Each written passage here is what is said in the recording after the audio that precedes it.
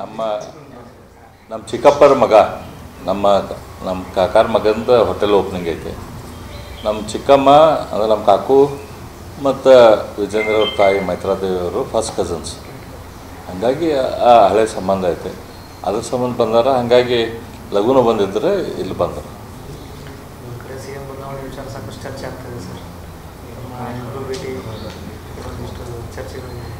ನೋಡ್ರಿ, C M ಬದಲಾವಣೆ ಸೂರ್ಯ ಪೂರ್ವದಲ್ಲಿ ಹುಟ್ಟೋದು ಸತ್ಯನ ಅಷ್ಟೇ. ನಮ್ಮ ಕರ್ನಾಟಕ ರಾಜ್ಯದಲ್ಲಿ ಸಿದ್ದರಾಮಯ್ಯನವರು ಹೋಗಿ ಹೊಸ ಮುಖ್ಯಮಂತ್ರಿ ಬರೋದು ಅಷ್ಟೇ ಸತ್ಯ. ಸರಿ, ಯಾವ ಪ್ರಾಸಿಕ್ಯೂಷನ್ಗೆ ಅನುಮತಿ ಕೊಡೋ ವಿಚಾರವಾಗಿ ಈ ಕಾಂಗ್ರೆಸ್ನವ್ರ ಆರೋಪ ಏನಂದ್ರೆ ಅಹಿಂದ ನಾಯಕನನ್ನು ಟಾರ್ಗೆಟ್ ಮಾಡಿದ್ದಾರೆ. ಅದನ್ನು ಪ್ರಶ್ನೆ ಮಾಡಿ ನಾವು ರಾಷ್ಟ್ರಪತಿಗೆ ಹೋಗ್ತೀವಿ. ಬಿಜೆಪಿಯವರು ಪ್ರಾಸಿಕ್ಯೂಷನ್ ಒಂದಿಷ್ಟು ಅನುಮತಿ ಪೆಂಡಿಂಗ್ ಇದಾವೆ, ಅವ್ನು ಕೊಡಾಕತ್ತಿಲ್ಲ. ಒಂದೇ ದಿನದಲ್ಲಿ ಶೋಕಾಸ್ ನೋಟಿಸ್ ಕೊಡ್ತಾರೆ, ಟಾರ್ಗೆಟ್ ಮಾಡಿದ್ದಾರೆ ಅಂತ. ನೋಡ್ರಿ, ಭ್ರಷ್ಟ ರಾಜಕಾರಣಿಗಳನ್ನ ಟಾರ್ಗೆಟ್ ಮಾಡಿದ್ದಾರೆ. ಅದು ಈಗ ಭ್ರಷ್ಟ ರಾಜಕಾರಣಿ ಇದಾರಂತೆ ಒಬ್ಬರು ಯಾರು ಕಂಪ್ಲೇಂಟ್ ಕೊಟ್ಟಾರ. ರಾಜ್ಯಪಾಲರು ಏನು ಮಾಡಿದ್ರು, ಆ ರಾಜಕಾರಣಿಗೆ ಒಂದು ನೋಟಿಸ್ ಕೊಟ್ಟರು ಮುಖ್ಯಮಂತ್ರಿಗಳಿಗೆ, ನೀವು ನಿಮ್ಮದು ಎಕ್ಸ್ಪ್ಲನೇಷನ್ ಕೊಡ್ರಿ ಅಂತ. ಆ ಎಕ್ಸ್ಪ್ಲನೇಷನ್ ಇವ್ರು ಸ್ಯಾಟಿಸ್ಫ್ಯಾಕ್ಟ್ರಿ ಕೊಟ್ಟಿಲ್ಲ. ಅದ್ರ ಮೇಲೆ ಈಗ ಫರ್ದರ್ ಎನ್ಕ್ವೈರಿ ಅವಶ್ಯಕತೆ ಇದೆ, ಮುಂದಿನ ವಿಚಾರಣೆ ಅವಶ್ಯಕತೆ ಇದೆ ಅಂತ ತಿಳ್ಕೊಂಡು ರಾಜ್ಯಪಾಲರು ಅದರ ವಿಚಾರಣೆ ಬಗ್ಗೆ ಆದೇಶ ಮಾಡಿದ್ದಾರೆ. ಅವ್ರನ್ನೇನು ಅರೆಸ್ಟ್ ಮಾಡಿರಿ ಅಥವಾ ಅವ್ರ ಮೇಲೆ ಇದು ಉಳ್ಕಿದ ಆ್ಯಕ್ಷನ್ ತಗೋರಿ ಅಂತೇನು ಹೇಳಿಲ್ಲ. ವಿಚಾರಣೆ ಮಾಡಿರಿ. ಕಂಪ್ಲೇಂಟ್ ಬಂದ ಮೇಲೆ ಸಹಜ ಅಲ್ಲ. ಅದು ಮಾಡಲಿಲ್ಲ ಅಂದರೂ ಜನ ಅಂತಾರೆ ಏನಪ್ಪ ಮುಖ್ಯಮಂತ್ರಿ ಆಧಾರ ಅಂತಂದ್ರೆ ಅವ್ರ ಮೇಲೆ ಅವ್ರು ಬಾಳಕೂರು ಮಾಡಿದ್ದು ನಡೀತಿರ್ತಾನೆ. ನಾವು ರಾಜ್ಯಪಾಲರಿಗೆ ಕಂಪ್ಲೇಂಟ್ ಕೊಟ್ಟರು ಏನು ರಾಜ್ಯಪಾಲರ ಕಂಪ್ಲೇಂಟ್ ಮೇಲೆ ಆ್ಯಕ್ಷನ್ ತೊಗೊಳತ್ತಿಲ್ಲಲ್ಲ ಅಂಥೇಳಿ ಜನರಿಗೆ ಅನಿಸುತ್ತೆ. ಇದು ಸಹಜ. ಕಂಪ್ಲೇಂಟ್ ಬಂದೈತಿ, ಅದ್ರ ಬಗ್ಗೆ ಎನ್ಕ್ವೈರಿ ಮಾಡೋಕ್ಕೆ ರಾಜ್ಯಪಾಲರು ಹೇಳ್ಯಾರ. ಅದ್ರಾಗ ಏನು ತಪ್ಪೈತಿ?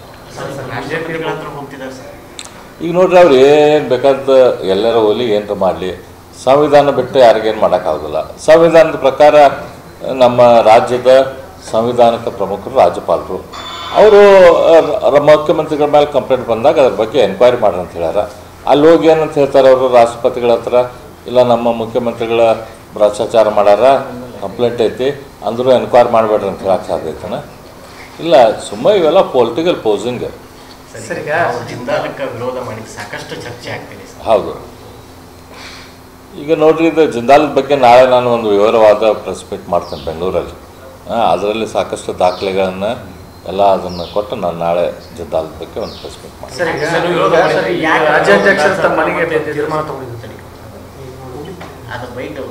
ಯಾಕೆ ವಿರೋಧ ಅನ್ಸೋದು? ಯಾವ ಕಾರಣಕ್ಕೆ ವಿರೋಧ? ಈಗ ಐತಲ್ರಿ, ನಮ್ಮ ಕರ್ನಾಟಕ ರಾಜ್ಯದ ಸಂಪತ್ತು, ನಮ್ಮ ಕರ್ನಾಟಕ ರಾಜ್ಯದ ಆಸ್ತಿ. ಇವತ್ತಲ್ಲೇ ಸೊಂಡೂರಾಗ ಬಳ್ಳಾರಿ ಕಡೆ ಮಣ್ಣು ಅಂತಂದ್ರೆ ಬಂಗಾರ ಇದ್ದಂಗೆ ಅದ. ಅಲ್ಲಿ ಹೆಂಗೆ ಹೊಲ ಭೂಮಿದು ಹೆಂಗೆ ಅದಾವ ಅಂತಂದ್ರೆ ಅಲ್ಲಿ ನೀವು ಅದನ್ನೇನರ ಒಂದು 4 ದಿನ ಎಲ್ಲರೂ ಬಿಟ್ಟು ಹೋದ್ರಿ ಅಂತಂದ್ರೆ ಮಂದಿ ತಗೊಂಡು ಹೋಗ್ಬಿಡ್ತಾರೆ ಮಣ್ಣು.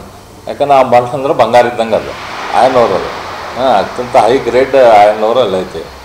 ಅಂಥದ್ಲೇ ಭೂಮಿಗೆ ಎಷ್ಟು ಮಣ್ಣು KG-ಗಟ್ಟಲೆ ಮಾರ್ತಾರೆ.